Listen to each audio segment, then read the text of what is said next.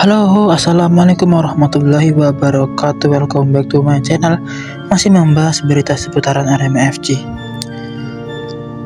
Arema FC akan kembali ke stadion kebanggaannya yaitu Stadion Kanjuruhan, Kabupaten Malang.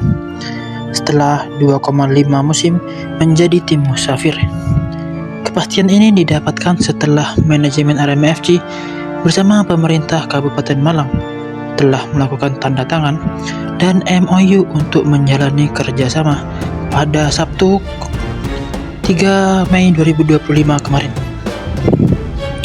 Arema FC akan menggunakan Stadion Kanjuruhan untuk 2 pertandingan di sisa kompetisi Liga 1 BRI musim kompetisi 2024-2025 itu.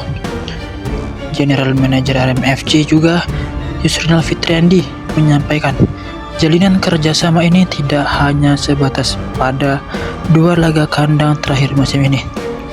MOU ini juga menjadi momentum awal bagi skuad Arema FC untuk mempersiapkan diri menyambut Liga 1 musim 2025-2026 ke depannya, yang direncanakan kick-off pada bulan Agustus mendatang nanti.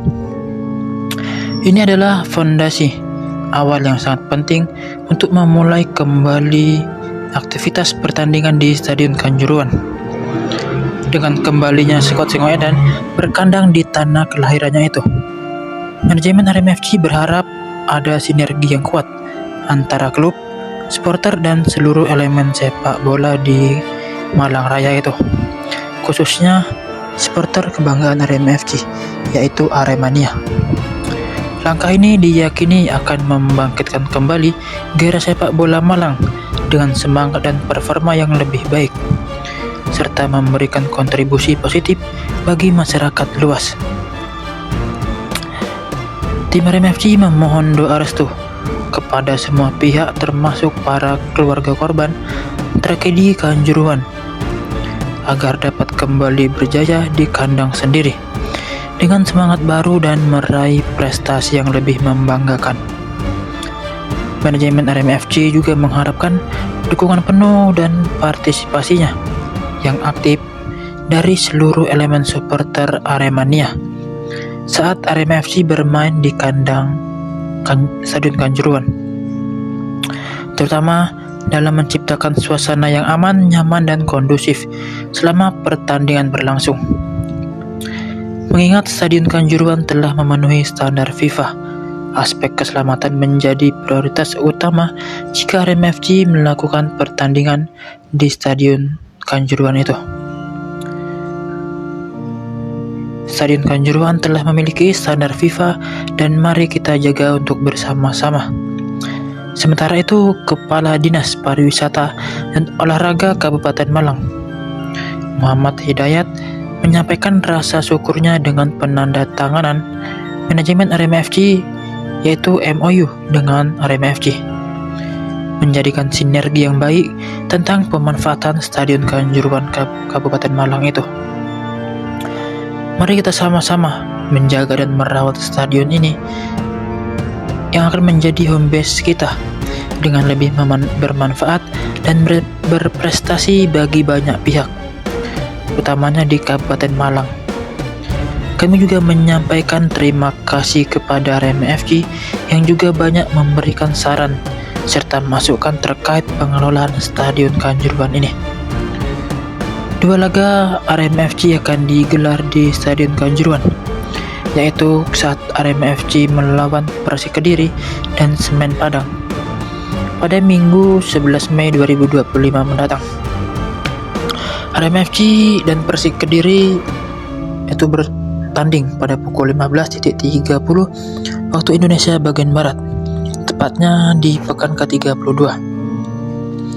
Sementara pada Minggu 25 Mei 2025 Arema FC akan berhadapan dengan Semen Padang.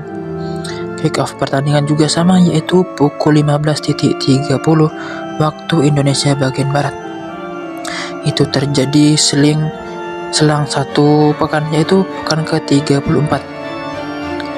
Opsi penggawa Arema FC yang bisa dimainkan tim pelatih Arema FC dalam 4 laga sisa BRI Liga 1 musim kompetisi 2025-2026 itu berpotensi kembali berkurang. Satu legiun asing Arema FC nampaknya akan istirahat panjang setelah mengalami cedera, yaitu Pablo Oliveira. Diragukan segera berlaga dalam waktu dekat ini. Pemain asing Arema FC asal Brazil itu mengalami cedera saat melawan Persebaya Surabaya pada 28 April lalu.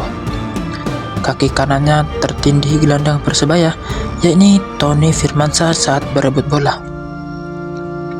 Setelah insiden itu, dia ditarik keluar akibat tidak bisa melanjutkan pertandingan. General Manager Arema FC juga mengatakan Pablo Oliveira dipastikan absen saat tim Arema FC melawan Persis Solo pada 5 Mei nanti, tepatnya pada esok hari. Dilihatnya pemain bernomor punggung 32 tersebut membutuhkan waktu istirahat yang cukup lama untuk benar-benar segera pulih. Tentunya kami juga tidak ingin mengambil resiko terkait kondisinya, karena jika dipaksakan itu akan menjadi hal yang sangat berbahaya untuk Pablo Oliveira ketika ia memaksakan berlaga pada pertandingan esok. Problem kakinya bisa bertambah parah. Tidak menutup kemungkinan juga bisa gantung sepatu lebih cepat saat terus bermain dengan kondisi cedera yang saat ini diterima pemain asing tersebut. Berangkat dari situ, tim Arema FC dan tim medis, klub dan tim pelatih tidak akan tergesa-gesa terkait akan bermainnya Pablo Oliveira.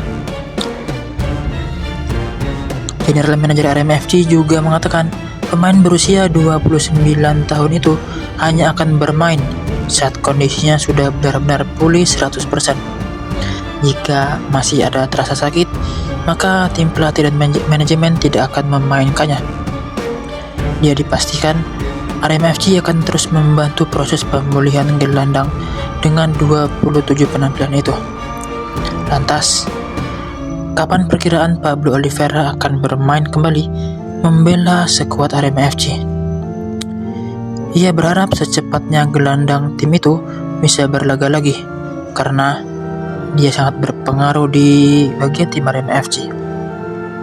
Dirinya tidak menampik Singoedan membutuhkan tenaga Pablo Oliveira untuk mengisi lini tengah tim Arema FC. Kalau Pablo Oliveira cedera parah, bisa absen sampai akhir musim. Tapi jika cederanya ringan, butuh waktu pemulihan sekitar 1-2 minggu saja. Absen dalam kurun waktu itu sepertinya melewati 2 pertandingan BRI Liga 1 musim kompetisi 2024-2025, yang artinya Pablo Oliveira tidak bisa berlaga dengan tim Arema FC saat melawan Persis Solo dan Persik Kediri. Pria asal Malang itu juga mengatakan bagaimana level cedera Pablo Oliveira belum diketahui pasti seperti apa penyakitnya. Itu karena hasil magnetic resonance imaging atau MRI untuk problem kakinya belum keluar dari tim medis. Tim medis Singoedan hanya bisa melakukan analisis awal. Fisioterapi Arema FC juga menjabarkan bahwa Pablo Oliveira mengalami problem di area lutut berdasarkan diagnosis awal. Tetapi dilihatnya bukan cedera yang sama seperti dialami oleh Dava Faiz dan Saiful Anwar kemarin. Keduanya mengalami anterior cruciate ligament alias ACL. Diagnosa awalnya cedera MCL. Menurutnya tim medis akan memantau hasil MRI yang dijadwalkan keluar dalam waktu dekat. Sebagai informasi, MCL atau medial collateral ligament adalah ligamen di bagian dalam lutut yang berperan menjaga stabilitas sendi lutut. Cedera MCL terjadi saat liga mengalami robekan, baik sebagian maupun seluruhnya.